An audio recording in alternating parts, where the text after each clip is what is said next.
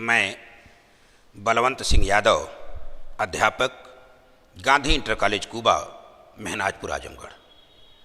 Online की कक्षा में 12वीं कक्षा के लिए जो हिंदी विषय में निर्धारित संस्कृत व्याकरण है, उसमें आज हम आपको पढ़ाएंगे संधि प्रकरण। संधि प्रकरण भाग 1 आज प्रारंभ करते हैं। आइए देखते हैं संधि के बारे में। संधि शब्द, जिज्ञासा होगी संधि क्या है। आप लोग पढ़ते आए हैं। संधि शब्द का अर्थ है मेल, जोड़। इसीलिए संधि का जो चिन्ह है वह धन बनाया जाता है, प्लस, क्योंकि जोड़ना है। 2 या 2 से अधिक वर्णों को हम जोड़ते हैं। लिखा है अति निकटता के कारण 2 वर्णों में जो विकार होता है उसे हम संधि कहते हैं। संधि का ही दूसरा नाम संहिता है। परः सन्निकर्षः संहिता। वर्णों की अत्यंत समीपता को हम संहिता कहते हैं। संधि हर जगह नहीं होती। संधि कहां कहां करते हैं, नियम बताया गया है। संहिता एक पदे नित्या नित्या धातु उपसर्गयो नित्या समासे वाक्ये तु सा विवक्षाम अपेक्षते। एक पद में संधि निश्चित रूप से की जाती है। संहिता एक पदे नित्या, नित्या धातु उपसर्गयो। उपसर्ग और धातु जब आते हैं वहां भी संधि होती है। नित्या समासे, समास में भी संधि का कार्य होता है, जोड़ा जाता है। संधि माने जोड़ा जाता है। और वाक्य में संधि आपकी इच्छा पर है, चाहे तो जोड़े चाहे तो न जोड़े। तो आइए देखते हैं संधि। ये आपके कोर्स में स्वर संधि, व्यंजन संधि और विसर्ग संधि, 3 संधियां हैं। कभी कभी आप ध्यान दिए होंगे कि हम स्वर संधि, व्यंजन संधि, विसर्ग संधि को, स्वर को अच संधि, व्यंजन को हल संधि भी कहते हैं। नाम क्यों पड़ा? 2 पद होते हैं, जो प्लस बनेगा, धन बनेगा उसके पहले और उसके बाद में, पूर्व पद उत्तर पद। तो आपको एक नई चीज आज बता रहे हैं। जब पूर्व पद के अंत में कोई स्वर होगा, याद रखिएगा, जब पूर्व पद के अंत में कोई स्वर होगा तो उसे स्वर संधि कहेंगे। जब पूर्व पद के अंत में कोई व्यंजन होगा उसे व्यंजन संधि कहेंगे। जब पूर्व पद के अंत में कोई विसर्ग होगा उसे विसर्ग संधि कहेंगे। ये नामकरण का आधार। स्वर संधि के पूर्व पद के अंत में स्वर होता है, उत्तर पद के प्रारंभ में भी स्वर होता है, स्वर का स्वर से मेल होता है। व्यंजन संधि में पूर्व पद के अंत में व्यंजन होता है, उत्तर पद के प्रारंभ में स्वर भी हो सकता है, व्यंजन भी हो सकता है। और विसर्ग संधि में पूर्व पद के अंत में विसर्ग होता है, उत्तर पद के प्रारंभ में कोई भी विसर्ग नहीं हो सकता, स्वर या व्यंजन दोनों में से कोई आ सकते हैं। विसर्ग पहले नहीं आ सकते, याद रखिएगा। विसर्ग अयोगवाह हैं, विसर्ग संधि में हम आपको बताएंगे। तो स्वर संधि के भेद बताए गए हैं, दीर्घ संधि, गुण संधि, यड़ संधि, अयादि, पूर्व रूप और पररूप, जो आपके कोर्स में है। और व्यंजन संधि के भेद बताए गए हैं, शुत्व, ष्टुत्व, जस्त्व, चर्त्व, अनुस्वार, लत्व और परसवर्ण संधि। विसर्ग संधि का भेद है विसर्ग का स होना, स का विसर्ग होना, स का उ होना और विसर्ग के र का लोप होना। ये परिवर्तन होता है, कुछ विकार होता है। संधि का मतलब वर्णों में विकार होना। तो आइए हम क्रम से देखते हैं एक एक को। जो दीर्घ संधि है उसके बारे में, क्योंकि सबका सूत्र है, मैं सूत्र से आपको समझाऊंगा। पहली संधि देखते हैं। स्वर संधि का पहला जो भेद है दीर्घ संधि। आप सूत्र समझने का प्रयास कीजिएगा, रटने का प्रयास मत कीजिएगा। दीर्घ शब्द का अर्थ ही होता है बड़ा। सूत्र बोल रहा है अकः सवर्णे दीर्घ। दीर्घ कहां से कब होगा? अकः सवर्णे। अकः देख रहे हैं, वो अक प्रत्याहार है। मैंने लिखा है अक का हलंत किया है नीचे, अक प्रत्याहार है। संस्कृत में 42 प्रत्याहार होते हैं। अक प्रत्याहार है जिसमें अ, इ, उ, रील, री वर्ण आते हैं। प्रत्याहार शब्द का अर्थ होता है संक्षेप करना, ये बाद में बताया जाएगा। आज आप समझिए, अक प्रत्याहार में अ, इ, उ, रील, री आते हैं। अक, अक शब्द अक का षष्ठी रूप है।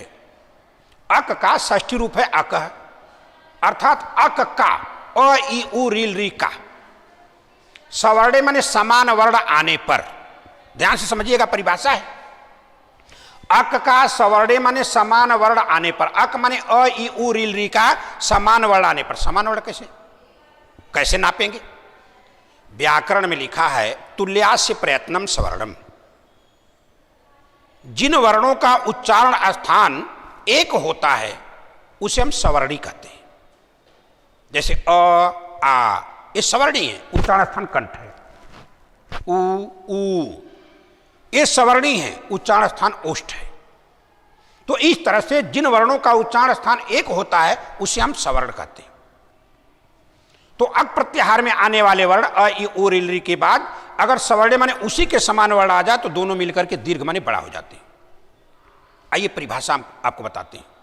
यदि पूर्व पद के अंत में, यदि पूर्व पद के अंत में अक प्रत्याहार में आने वाला कोई वर्ण हो, उत्तर पद के प्रारंभ में उसी के समान कोई वर्ण आ जाए तो संधि करते समय पूर्व और पर के स्थान पे दोनों वर्ण मिलकर अपना ही बड़ा रूप ले लेते हैं। यदि पूर्व पद के अंत में अक प्रत्याहार में आने वाला कोई वर्ण हो, उत्तर पद के प्रारंभ में उसी के समान कोई वर्ण आ जाए तो संधि करते समय पूर्व और पर के स्थान पर अर्थात पूर्व पदांत और उत्तर का प्रारंभिक दोनों मिलकर के अपना ही बड़ा रूप ले लेते हैं। वह वर्ण मिलकर के बड़ा रूप ले लेगा, अपना दीर्घ रूप ले लेगा। तो देखिए जैसे उदाहरण है शश धन अंक, आप देख रहे हैं पूर्व पद प्लस के पहले पूर्व पद है शश धन अंक। आप तोड़ सकते हैं, यहां तोड़कर बताया गया है। जो पूर्व पद का अंत है माने प्लस के पहले जो शश में श है, उस श तालव्य श है, उसमें अ है। उत्तर पद के प्रारंभ में भी अंग है, यहां बताया गया है।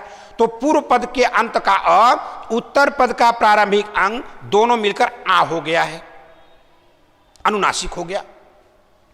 अब जब दोनों मिलकर आ हो गया, जोड़ेंगे। संस्कृत में जोड़ने का नियम है अज्झिनम परेण संयोज्यम, स्वर से विहीन वर्ण को जोड़ देना चाहिए। स्वर से विहीन क्या होगा? व्यंजन होगा। तो व्यंजन को हम बाद वाले से अज्झिनम परेण संयोज्यम, स्वर से विहीन को हम बाद वाले से जोड़ते हैं। तो यहां स्वर से विहीन क्या हो गया? स तालव्य स, बाद वाला क्या है? आ, हम जोड़ देंगे, हो जाएगा शशांक कह, बनेगा शशांक। दूसरा उदाहरण रत्न धन आकर, नियम वही है। यदि पूर्व पद के अंत में अक प्रत्याहार में आने वाला कोई वर्ण हो, उत्तर पद के प्रारंभ में उसी के समान कोई वर्ण हो, संधि करते समय पूर्व और पर मिलकर के एक अपना बड़ा रूप ले लेते हैं। रत्न में न देखिए अ है, इधर आ है, अ आ कंठ से निकलता है, दोनों सवर्णी हैं, दोनों मिलकर के अपना बड़ा रूप आ ले लेंगे। तो रत्न धन आकर बराबर रत्नाकर है। ऐसे देखिए रवि धन इंद्र, ई देख रहे हैं, वो भी अक प्रत्याहार में आने वाला वर्ण है। तो रवि जो प्लस के पहले पूर्व पद है उसके अंत में ई है, उत्तर पद के प्रारंभ में भी ई है। पूर्व पद के अंत में ई, उत्तर पद के प्रारंभ में ई, व्यवधान रहित है। व्यवधान रहित अवस्था में ही संधि कार्य होता है, हमेशा याद रखिएगा। तो नियम भी है कि पूर्व पद के अंत में अक प्रत्याहार में आने वाला कोई वर्ण हो, उत्तर पद के प्रारंभ में उसी के समान कोई स्वर हो, तो दोनों मिलकर अपना बड़ा रूप ले लेते हैं। अक में ई है, यहां भी रवि में ई है, ई दोनों मिलकर के बड़ा रूप ले लेंगे, बड़ी ई बन जाएगा, बन गया रविंद्र। आइए अब आगे देखते हैं गुण संधि। अभ्यास कीजिएगा और उदाहरण मिलेंगे आपको। गुण संधि देखिए, इसका सूत्र है आद गुण। आद गुण देख रहे हैं, आद क्या है? अ का पंचमी रूप है। जैसे बालक का बालकात, रामः का रामात, आत पंचमी है, आत माने अ से क्या होगा? गुण होगा। गुण एक संज्ञा है, ये तो संधि सूत्र है, आद गुण है। एक संज्ञा सूत्र आएगा, अदेंग गुण है, अ ए ओ को गुण कहते हैं। यहां आद गुण कह रहा है कि अ से गुण होगा। कैसे गुण होगा? संधि का नियम बोल रहा है, परिभाषा बोल रही है। लिखा है देखिए, अ अथवा आ के बाद ह्रस्व या दीर्घ ई उ रील री आवे तो उनके स्थान पर क्रमशः ए ओ अर तथा अल हो जाता है। जैसे देवधन इंद्र, उदाहरण देखिए, देवधन इंद्र।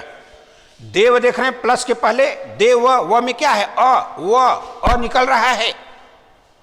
तो पूर्व पद के अंत में अ है, उत्तर पद के प्रारंभ में ई है, अ धन ई बराबर ए हो गया तो रूप क्या बनेगा? देवेंद्र। रूप बन गया देवेंद्र। रमाधन ईशः। पूर्व पद के अंत में आ है, रमा में आ है, उत्तर पद के प्रारंभ में ई है, आ ई मिलकर ए हो जाएगा तो रूप क्या बनेगा? रमेशः। महाधन उदय। दूसरा उदाहरण देखिए आगे, महा में आ है, उदय ऊ है, आ ऊ मिलकर क्या होगा? ओ हो जाएगा तो बनेगा महोदय। देवधन ऋषि। देव में अ है अंत में, उत्तर पद के प्रारंभ में री है, अ धन री बराबर अर, उरण रपर सूत्र आता है, अ धन री को अर कर देता है तो बनेगा देवहर्षि।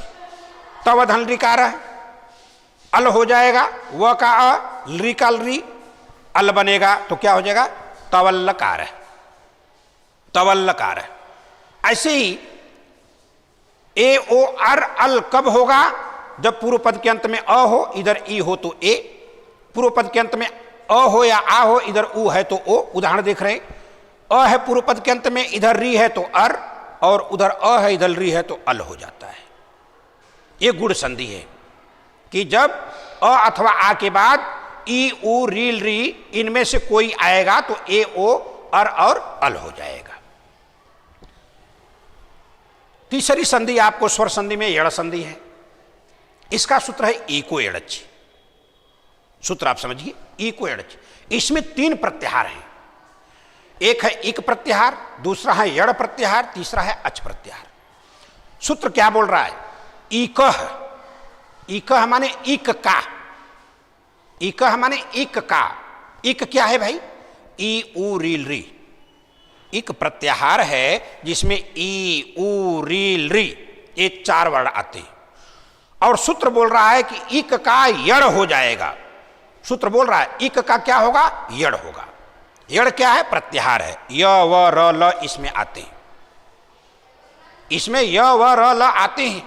इक का यड़ हो जाएगा, अर्थात ई ऊ रील री का य व र ल हो जाएगा। बाद में स्वर आने पर समान स्वर आएगा तो नहीं, असमान स्वर आएगा तो, क्योंकि समान स्वर आने पे दीर्घ हो जाएगा जानते हैं। असमान स्वर आने पर ई का य, ऊ का व, री का र और री का ल हो जाएगा। उसके लिए नियम है, स्थाने अंतरतम सूत्र बोलता है कि जिसका जो स्थान है उसको उसी स्थान पे रखो। आप अपने मन से ई का य, ऊ का व नहीं कर सकते। स्थाने अंतरतम सूत्र बोलता है कि जिसका जो स्थान है आदेश भी उसी स्थान का होना चाहिए। आदेश शत्रुवद होता है, शत्रु की तरह होता है, वो पहले वाले को हटा के बैठ जाएगा। जैसे ई है तो वहां य का आदेश होगा, क्योंकि इक में ई का पहला स्थान है, यड़ में य का पहला स्थान है। इक में ऊ का दूसरा है, यड़ में व का दूसरा है। तो स्थाने अंतरतम सूत्र कहेगा जिसका जो स्थान है उसके स्थान पर वही रखो, आएगा वह। तो क्या बनेगा?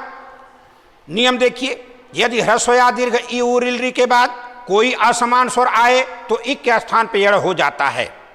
अर्थात यदि पूर्व पद के अंत में इक प्रत्याहार में आने वाला कोई वर्ण हो, उत्तर पद के प्रारंभ में कोई असमान स्वर हो, तो संधि करते समय इक के स्थान पे यड़ हो जाएगा। जैसे इति धन आदि, आपका बड़ा प्रचलित सुपरिचित उदाहरण है। इति धन आदि मैंने इसलिए उस उदाहरण को रखा है।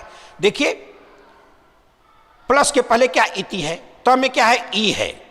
आप ई देख रहे हैं, इक प्रत्याहार में आने वाला ई है, और प्लस के बाद आ है, असमान स्वर है, क्योंकि ई का उच्चारण स्थान इचु असानम तालु से होता है, और आ कंठ से, दोनों का उच्चारण स्थान अलग अलग है, असमान स्वर। तो ई के स्थान पे क्या होगा? य। क्यों होगा? क्योंकि इक में ई का पहला स्थान है और यड़ में य का पहला स्थान है। स्थानीय अंतरतम सूत्र बोलता ही है कि जो जिस स्थान पे है आदेश में उसी को रख दो, तो ई के स्थान पे यह हो जाएगा। देखिए आगे हमने समझाया है, ई का यह बन गया। अब आप जोड़ेंगे, अझीनम परिण संयोजन सूत्र आएगा, स्वर से विहीन को बाद वाले से जोड़ो। यहां त जो है स्वर से विहीन है, यह भी स्वर से विहीन है, तो आगे आएगा जुड़ने को, लेकिन यह व्यंजन है, व्यंजन हलंत है, व्यंजन की आधी मात्रा होती है, और यहां आ स्वर है, यह में जाके जुड़ जाएगा तो बनेगा इत्यादि।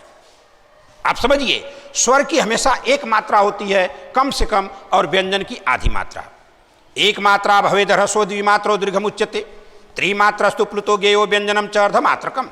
व्यंजन की हमेशा आधी मात्रा होती है, वो विकलांग होता है, अपने से बाद वाले से आके जुड़ने लगता है।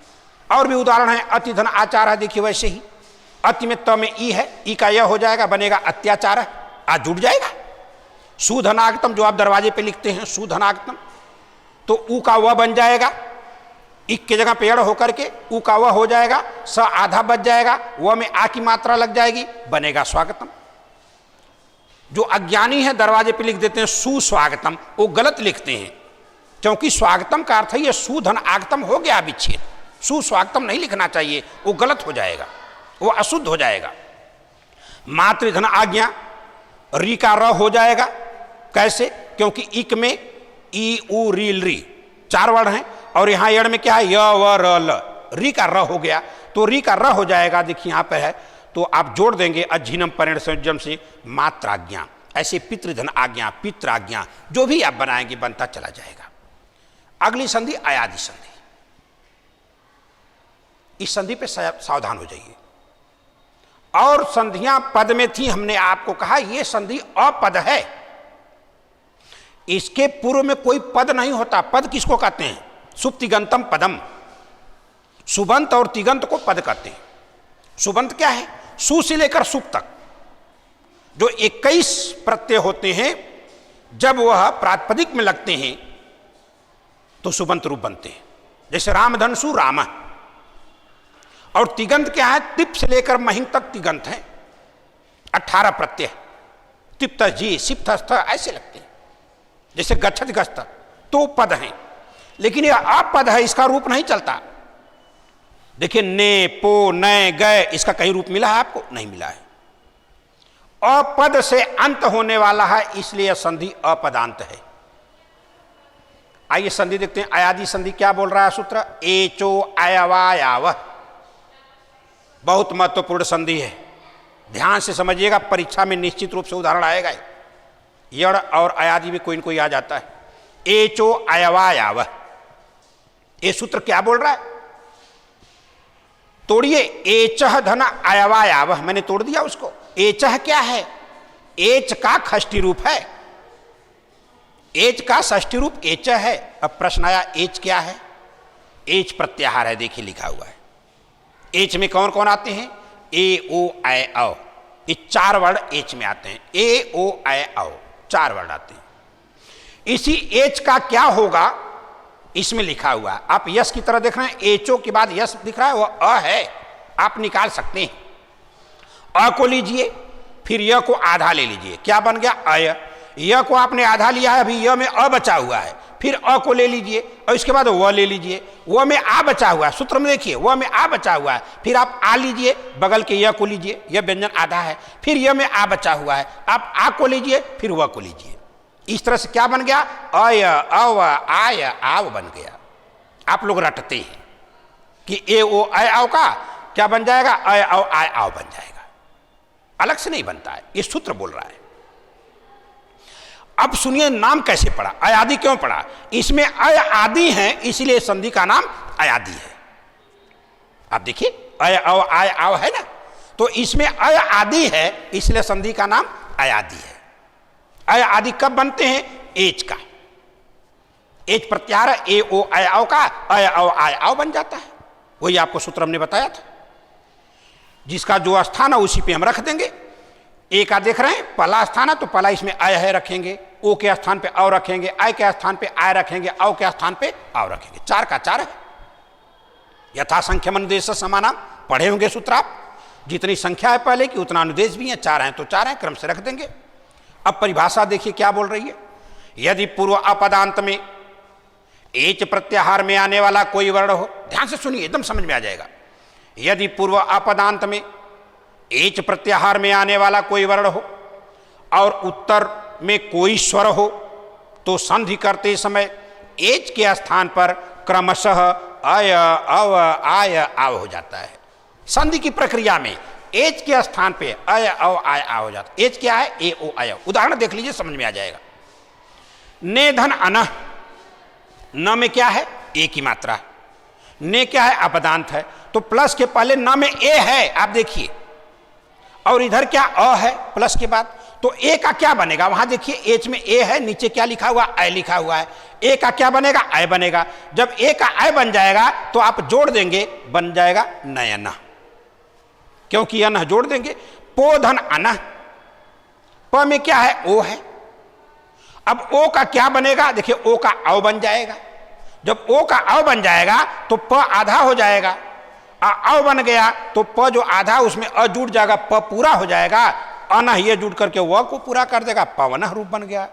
नय धन अकह, न में आय है, उसको अलग करेंगे तो आय का क्या हो जाएगा, आय हो जाएगा। देखिए यहां लिखा हुआ आय का आय हो जाएगा। न में जो आय है वो आय बन गया, न आधा है, न में आ जुड़ जाएगा, ना हो गया। य में यह अकह जुड़ जाएगा, बन गया नायकह, नायकह बन गया।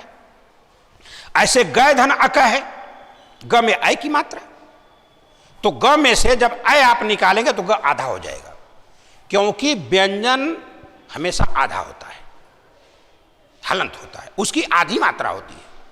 कोई भी व्यंजन उसकी आधी मात्रा होती है। और स्वर 3 मात्रा तक होते हैं, ह्रस्व दीर्घ प्लुत तक। तो व्यंजन जब निकल जाएगा, स्वर निकल जाएगा तो व्यंजन की आधी मात्रा।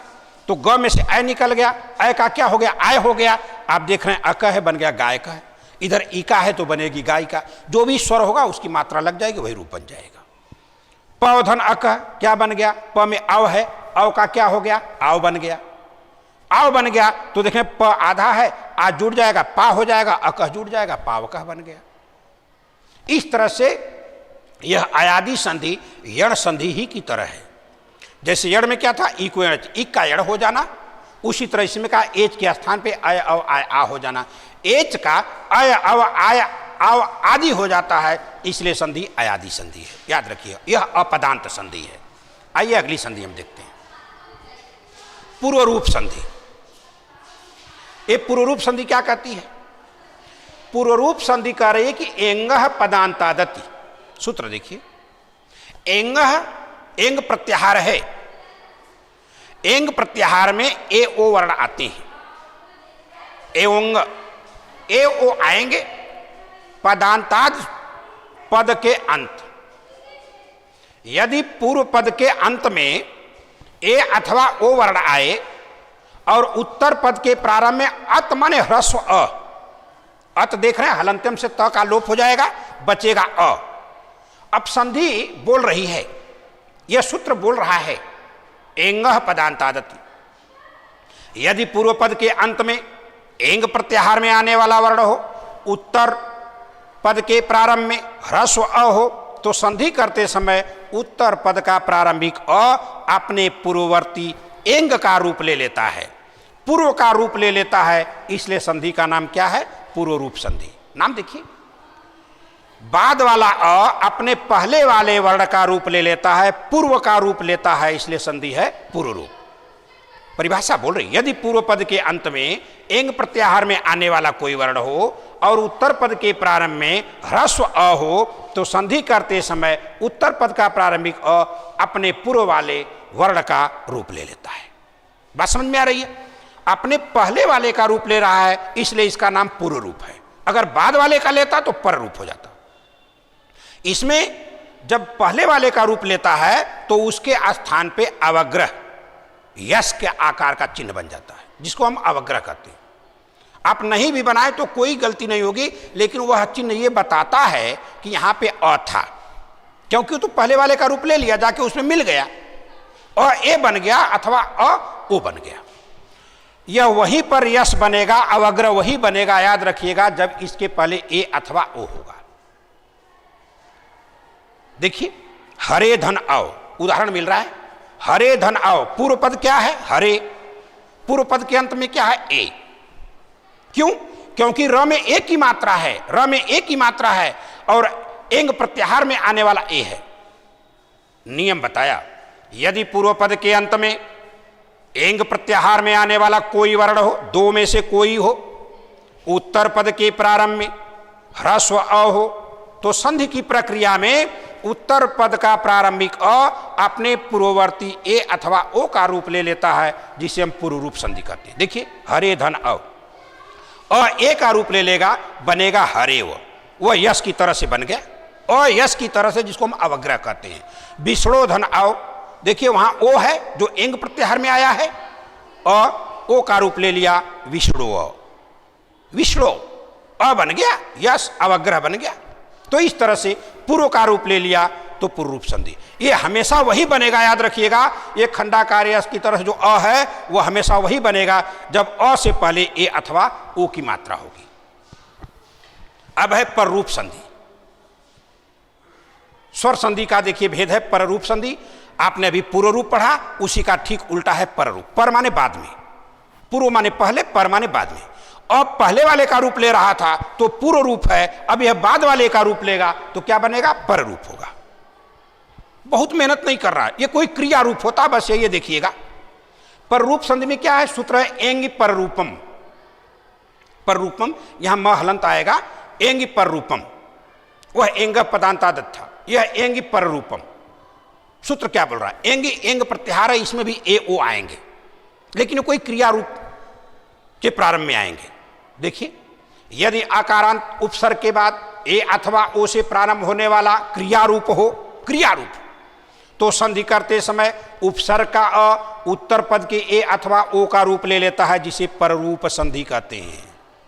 ध्यान दीजिएगा, वहां पूर्व का रूप ले रहा था, यहां पर का रूप ले रहा है, तो वह पूर्व रूप था, ये पर रूप है।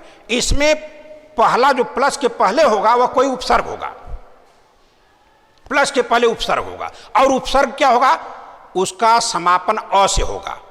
जैसे प्र में क्या है अ, उप प में क्या है अ वर्ण से समाप्त होने वाला कोई अवर्णांत उपसर्ग पहले आ जाए और प्लस के बाद कोई क्रिया रूप ए अथवा ओ से प्रारंभ होने वाला आ जाए, तो उपसर्गांत जो अ है वह अपने पर माने बाद वाले का रूप ले लेगा, ए अथवा ओ का रूप ले लेगा, वह पर रूप संधि है। देखिए प्रधन एजते, उदाहरण देखिए, प्र में अ है, बाद में एजते क्रिया रूप है, ए से प्रारंभ होने वाला, तो प्र में आने वाला अ वह अपने बाद वाले ए का रूप ले लेगा, तो क्या बनेगा, प्रेजते, अपना लोप कर जाएगा, अपना अस्तित्व मिटा देगा, अ स्वयं को जाकर समाहित कर लेगा ए में, ए की मात्रा स्वीकार कर लेगा, वो बन जाएगा प्रेजते।